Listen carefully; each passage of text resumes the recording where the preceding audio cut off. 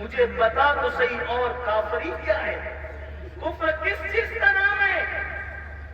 کہتے ہو اللہ نے ہمیں دیا کیا؟ میں نے کہا لگا قیمت آنکھ کی، لگا قیمت کان کی، لگا قیمت زبان کی، لگا قیمت کڈنیوں کی، لگا قیمت خون کی۔ ارے جن کو ڈائلیسس کیا جاتا ہے ان کو کتنے روپے ہر مہینے خرچ کرنے ہوتے ہیں؟ میرا اللہ روزانہ تازہ خون پیدا کرتا ہے، کچھ مانتا ہے اس کے بدلے؟ کچھ نہیں مانتا، پھر بھی اس نے بے وفائی۔ کب تک ادھر ادھر بھٹکتے رہو گے؟ موت ہے۔ کب تک اس سے جفا کرو گے؟ موت ہے۔ کب تک اس کو ناراض کرو گے؟ موت ہے۔ میرے بھائیوں اتنا سوچو، دنیا میں اتنا دیا ہے، آخرت میں کتنا دے گا؟ وفادار تو بن کے دیکھ، وفادار تو بن کے دیکھ۔ سب کے لیے روئے ہو نا، کبھی میرے اللہ کے لیے بھی رو کے دیکھ۔ سب سے دوستی کا ہاتھ بڑھایا نا، کبھی اس کے بھی دوستی کا ہاتھ اس سے بھی بڑھا کے دیکھو، کبھی ادھر بھی قریب آ کر دیکھو۔ میں پورے یقین سے کہہ رہا ہوں، جس دن تم اس کے ہو جاؤ گے تمہیں کسی کی دعا کی ضرورت بھی نہیں پڑے گی۔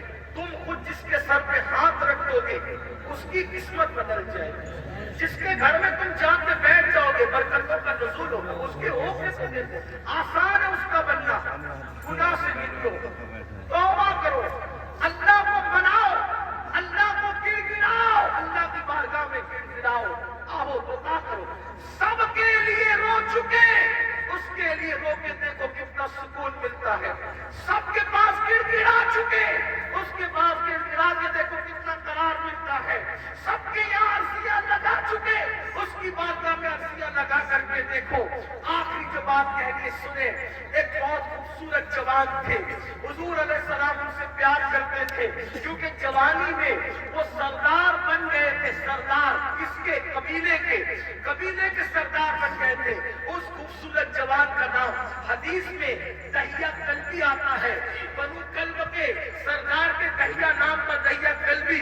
حضور کی تمنا تھی یہ جوان سدھر جائے، یہ جوان۔ حضور جوانوں سے بہت پیار کرتے تھے اور جوانوں کے سدھرنے پہ حضور کو بڑی خوشی ہوتی تھی۔ اور حضور علیہ السلام جن جوانوں کے پیچھے کام ہوتی تھی ان جوانوں کے لیے بہت دعائیں بھی کرتے تھے، اس لیے کہ جوان ہوتا ہے۔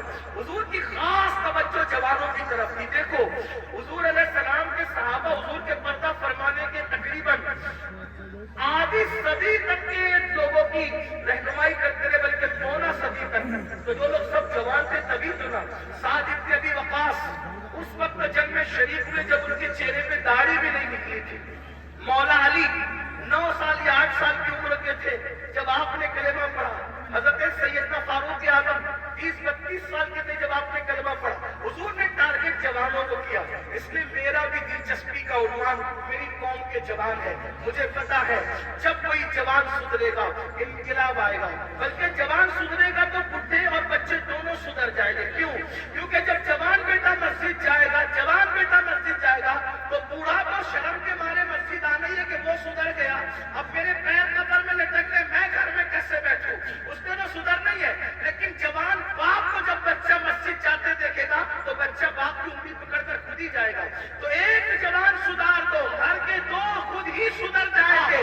اس لیے اقبال نے بھی جوان کو ٹارگٹ کیا، کہتے نہیں تیرا نشیمن قصر سلطانی کے گنبد پر، نہیں تیرا نشیمن قصر سلطانی کے گنبد پر، تو شاہی ہے بسیرا کر پہاڑوں کی چٹانوں میں۔ اور عقابی روح جب بیدار ہوتی ہے جوانوں میں، نظر آتی ہے ان کو اپنی منزل آسمانوں میں۔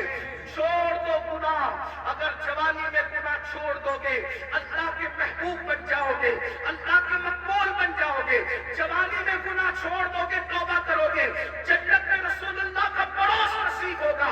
اگر جوانی میں گناہ چھوڑ دو گے اللہ بڑھاپا عزت سے بھرپور کر دے گا۔ جو لوگ جوانی میں گناہ چھوڑتے ہیں اللہ انہیں عزت والا بڑھاپا عطا کرتا ہے، وقار والا بڑھاپا عطا کرتا ہے۔ تو یاد رکھیے، اور پھر یہ سب کے سب جوان، مجھے بہت خوشی ہوتی ہے کاش کہ یہ جوان، میں آپ کو یہ نہیں دیکھیے مشورہ دیتا ہوں، اور میں کرام اگر میں غلطی کروں تو میری اصلاح کریں، میں آپ کو لباس بدلنے کے لیے نہیں کہہ رہا ہوں۔ آپ کوئی لباس پہنیے شریعت کی حد میں رہ کر، توجہ، شریعت کی حد میں رہ کر آپ کوئی لباس پہنیں۔ آپ کو میں دل بدلنے کے لیے کہتا ہوں، کردار بدلنے کے لیے